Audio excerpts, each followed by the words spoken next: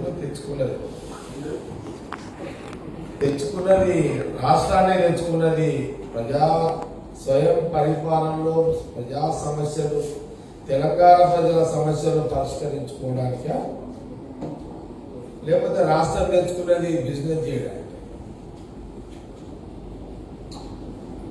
ఇది ఒక చిక్కు సమస్యగా ఈ రాష్ట్రంలో అనేక మంది ప్రజల మధ్యలో చర్చ జరుగుతున్నటువంటి అంశం. ఎందుకంటే ఎక్కడైనా సరే ఒక ప్రజాప్రతినిధి కావాలి అని అనుకుంటే ఆ ప్రజాప్రతినిధి ఎందుకు కావాలనుకుంటాడంటే ప్రజా జీవితంలో ప్రజాక్షేత్రంలో ప్రజా సమస్యలపై పరిష్కరిస్తూ ప్రభుత్వం ఉన్న ఎమ్మెల్యేలు కానివ్వండి లేదా ప్రభుత్వం లేకపోయినా అపోజిషన్ పార్టీ ఎమ్మెల్యేలు కానివ్వండి ఒకటి పోరాటం ఒకటి ఆరాటం ఇలాంటిది ప్రజా పరిపాలన ప్రభుత్వం అని అంటారు.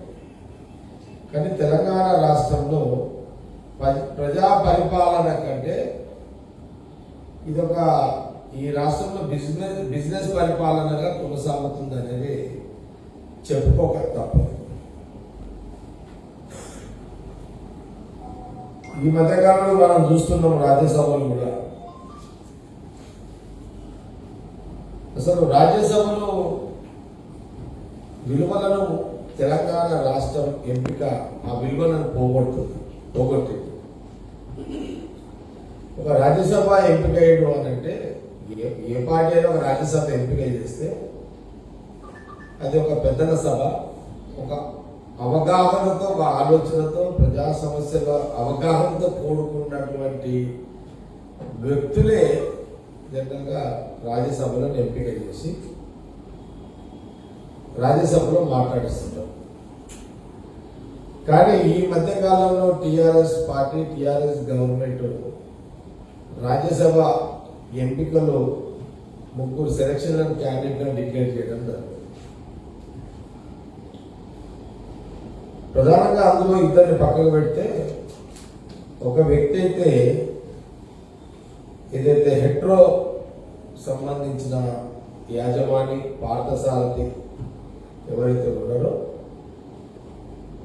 అసలు ఆయనకు ఆ సీటుకి ఆ రాజ్యసభ ఎంపికకు అసలు ఆయన ఎందుకు ఎంపిక చేసిందనేది కూడా ప్రశ్నార్థం. ఎందుకంటే మనం ఆ మధ్యకాలంలో చూసినాము ఐటీ రేట్స్ జరిగినప్పుడు దాదాపు 500 కోట్ల రూపాయలు పెద్ద కట్టలు. అసలు రాష్ట్రంలో పైసలు ఎవరు చూస్తూనే లేడు, అసలు పైసలే లేవు. అసలు కరువు కాలం, కరోనా టైంలో పైసలు లేవు, ఏమి లేవు. అసలు మాసంలో ఎవరైనా కానీ అసలు బిజినెస్ వాళ్ళు కానీ లేకపోతే ఎవరైనా కానీ పైసలు లేని 50,000 నోట్లు, ₹1,00,000 నోట్లు చూసుకుంటే కష్టపడదు. అసలు ఈ 3 ఏళ్ల కాలం నుంచి అయితే అసలుది పార్థసారథి ఒక హెట్రో ఒక ఫార్మా కంపెనీ ఓనర్ ఆఫీసులో 500 కోట్లు ఐటీ రైట్స్ దొరికాయి. మనం కట్టలు చూసాం. అలాంటి వ్యక్తికి ఈ రాష్ట్ర ముఖ్యమంత్రి కేసీఆర్ గారు ఎందుకు రాజ్యసభ సీట్లు ఇచ్చినారు? ఇప్పుడు నేను ఆ మధ్యలో టీవీలలో చూసినాను, నరికీరు కొందరు ఎమ్మెల్యేలు మంత్రులేదు తెలంగాణ కోసం. మేము మాట్లాడగానే పెద్ద పెద్ద మాటలు నరికారు కొంత చెంచగా. ఏమని తెలంగాణ అసలు అన్నాడు తెలంగాణ అసలు నువ్వు సమైక్య రాష్ట్రం అంటావు, తెలంగాణ గురించి నువ్వే మాట్లాడుతున్నావు అన్నారు. మరి ఇందులో ఎవరైనా చాలా మంది ఆత్మహత్యలు చేసుకున్న తెలంగాణ రాష్ట్రం కోసం ఎంతో మంది ఆత్మహత్యలు చేసుకున్న కుటుంబాలు తండ్రులు ఉన్నారు కదా. వాళ్ళకి ఏం చేయలేదు, ఎవరికి వాళ్ళకి ఎందుకు ఇవ్వలేదు? 3 రాజ్యసభ సీట్లలో ఆ 3 రాజ్యసభ సీట్లు తెలంగాణ రాష్ట్రం కోసం ఆత్మహత్య బలిదానమైన ఆ యువకుల వాళ్ళ తల్లులకు తండ్రులకు ఆ రాజ్యసభ సీట్లు ఇవ్వచ్చు కదా. ఎందుకు ఇవ్వలేదు? ఇది తెలంగాణ ప్రజలు ప్రశ్నిస్తున్నారా? తెలంగాణ ప్రజలు కూడా దీని మీద ఆలోచన చేయాలి కదా, ఆలోచన చేస్తున్నా. మేము అడుగుతున్నాం కాంగ్రెస్ పార్టీ పక్షాన, ఈ రాష్ట్ర ముఖ్యమంత్రి గారిని అడుగుతున్నాం. మేము ఈ రాజ్యసభ సీట్లు ఆత్మహత్య, రాష్ట్రం కోసం ఆత్మహత్య చేసుకున్న ఆ కుటుంబాలకు ఎందుకు ఇవ్వలేదో దీనికి జవాబు చెప్పగలుగుతామా అని ఈ రాష్ట్ర ముఖ్యమంత్రి గారిని నేను అడుగుతున్నాను. ఈ 500 కోట్ల పార్థసారథికి ఎందుకు రాజ్యసభ ఇచ్చిన జవాబు చెప్పాలి. అంటే 500 కోట్లు రెడ్ హ్యాండెడ్ గా, అంటే ఆ డబ్బు ఎక్కడి నుంచి వచ్చింది? 500 కోట్లు అంటే కరోనా టైంలో ఈ మెడిసిన్ తయారు చేసే వాళ్ళే కదా, తయారు చేసి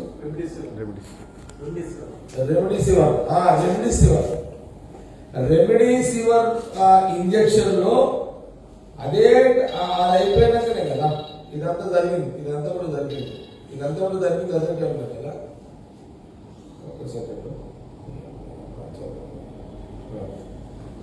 రెమిడిసివర్ ఇంజక్షన్ తయారు చేసిన పార్థసారథి కంపెనీ ఆయన ఆఫీసులోనే 500 కోట్ల రూపాయలు దొరికింది. అప్పటికే విచిత్రం ఏంటంటే రెమిడిసివర్ తీసుకుంటే కరోనా కంట్రోల్ అవుతుంది అని బాగా ప్రచారం చేసిన సందర్భంలో అసలు 500 కోట్ల అనేది కనబడేది అమౌంట్, కనబడని ఇంకా 1000 కోట్లు ఉన్నాయి ఇంకా పార్థసారథి దగ్గర. అంటే కేసీఆర్ గారు అక్కడ డబ్బు ఉన్నది కాబట్టి ఆయన రాజ్యసభ సీట్ ఇచ్చిండు. ఇంకా 1000 కోట్లు ఉన్నాయి.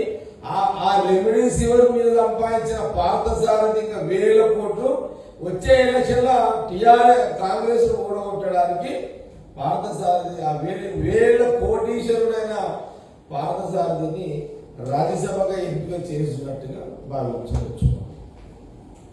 అంటే రేపు మా కాంగ్రెస్ పార్టీ అధికారం రాకుండా 1000 కోట్లున్న రెమిడిసివర్ యజమాని, ఇంజక్షన్ యజమాని ప్రజల రక్తాన్ని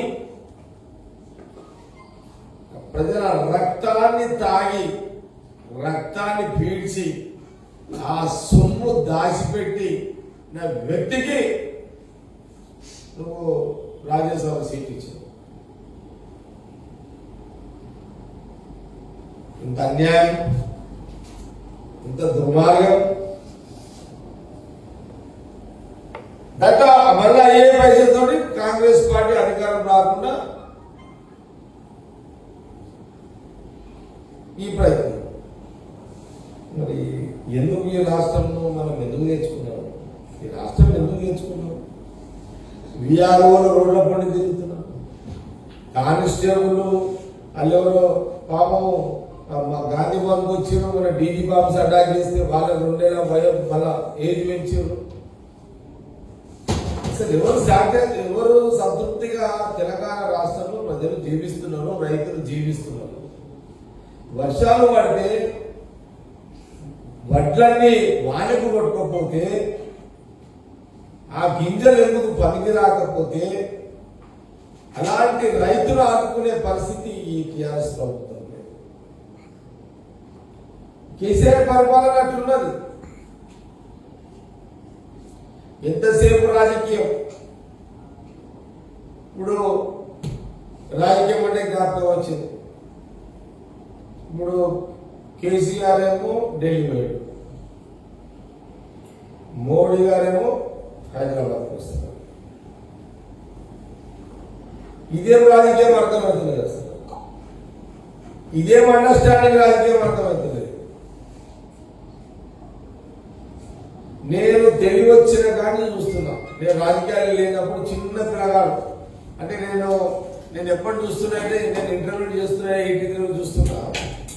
ఇందిరాగాంధీ గారు ప్రధానమంత్రి అప్పుడు మన ఆంధ్రప్రదేశ్కి వస్తే ఎన్టీ రామారావు గారు తెలుగుదేశం సీఎం. ఆయన పోయి ఇందిరాగాంధీ గారిని రిసీవ్ చేసుకున్నారు.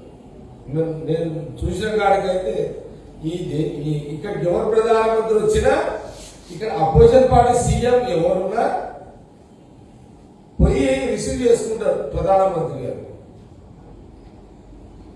మరి ఇక్కడ ఏ ధైర్యంతో ప్రధానమంత్రి గారు వచ్చే సమయంలో కేసీఆర్ లేనట్టే కదా, ఢిల్లీ 10 రోజుల టూర్ కదా. మరి ప్రధానమంత్రి మోడీ గారు హైదరాబాద్ వస్తున్న సమయంలో బీజేపీ ప్రకటన చేసింది, ప్రధానమంత్రి భారీగా స్వాగతం పలికే సన్నాహాలు చేస్తున్నాము అని బీజేపీ రాష్ట్ర పార్టీ ప్రకటించింది. మరి ముఖ్యమంత్రి గారు కేసీఆర్ ఏమో ఢిల్లీ టూర్ పోయాడు. అచ్చా, ఢిల్లీ టూర్ ఎవరి కోసం పోయాడు? అక్కడ కొంత రైతులు చనిపోయిన వాళ్ళుంటే వాళ్ళ పైసలు లేని ఎందుకు పోయాడు. అచ్చా, అక్కడ స్టేట్ గవర్నమెంట్ ఎవరి రెండు ఆపేనా? హర్యానాలో పోతుంది కదా. మరి హర్యానా రాష్ట్రం బీజేపీదే.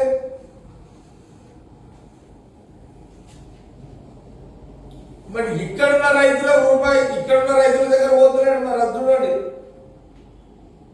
ఇప్పుడు తెలంగాణ రాష్ట్ర ముఖ్యమంత్రికి హర్యానా రైతుల ఈడ రైతులు చచ్చిపోతేనేమో దిక్కులేదు ఈడ.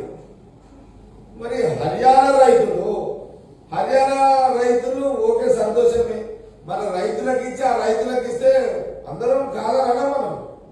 కానీ ఆడ బీజేపీ ప్రభుత్వం వల్ల హర్యానాలో బీజేపీ ప్రధానమంత్రి హైదరాబాద్ వస్తున్నాడు, టిఆర్ఎస్ ముఖ్యమంత్రి హర్యానా బీజేపీ ముఖ్యమంత్రి దగ్గర పోతున్నాడు. ఇదేమి రాజకీయం?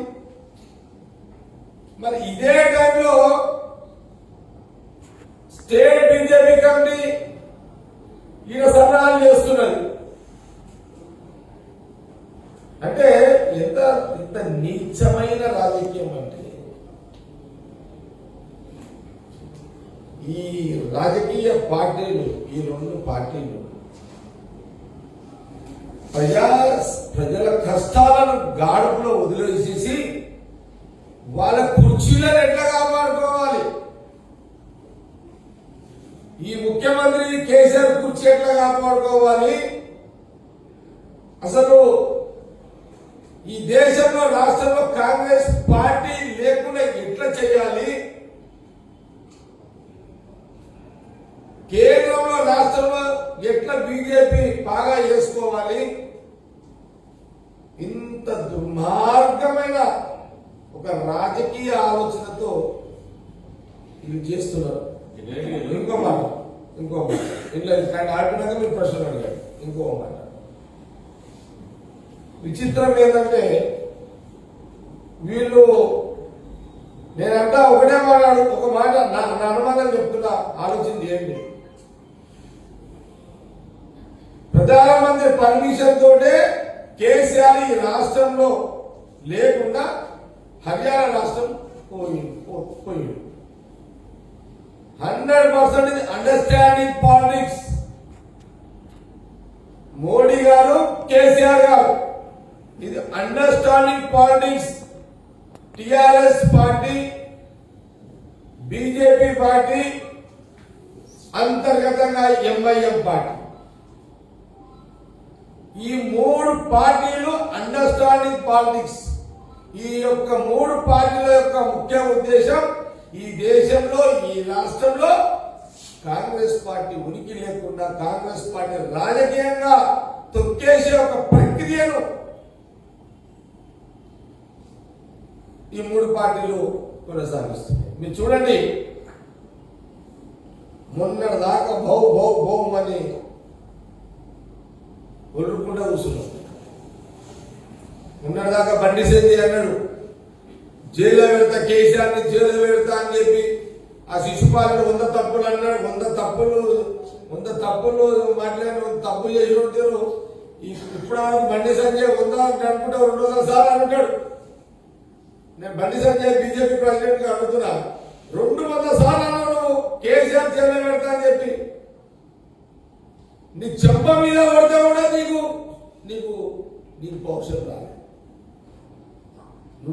నీ చెంప మీద ఒక ఎంపీని, ఒక బీజేపీ ఎంపీ నీ పార్లమెంట్ లో ఒక ఒక పోలీసు అధికారి చెంప వలగొడితే నీ చెంపల కొట్టినా కూడా నీకు పౌరుషం లేని నువ్వా? నీకు పౌరుషం ఉందా? నువ్వా తెలంగాణ ప్రజలను కాపాడేది? నువ్వు ఓన్లీ మీడియేటర్ వే, లైజనర్ లీడర్. లైజనర్ అంటే ఇంకేముంటుంది చూడండి. నువ్వు పెద్ద పెద్ద మాటలు కేసీఆర్ మీద అట్లా ఏమని చెప్పమన కొడితే నీకు దిక్కు లేదు. నువ్వు ఇక నీ మాట ఇన్ని మోడీ జైల్లో పెడతారా? కేసీఆర్ ఉందా? నీ మాటగా విలువ ఉందా? నేను బండి సంజయ్ చెప్తున్నా, నీ మాటగా విలువ ఉందా? లేదు. మీరెంతసేపు ఒక విఐపి స్టేట్ పార్టీ నాయకత్వం ఎట్లయిపోయిందంటే, మనము ఈ మధ్యలో జూబ్లీస్ లో పంచాయతీస్ లో చూస్తాం.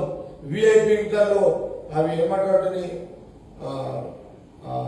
డాగ్స్, ఆ పేర్లు రావు ఇంగ్లీష్ లో.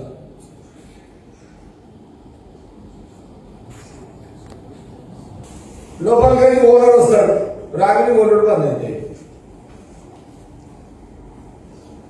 స్టేట్ పార్టీ బీజేపీ ఓనర్ ఎవరు? మోడీ. ఇప్పుడు తెలుగులో చెప్తున్నాం. అసద్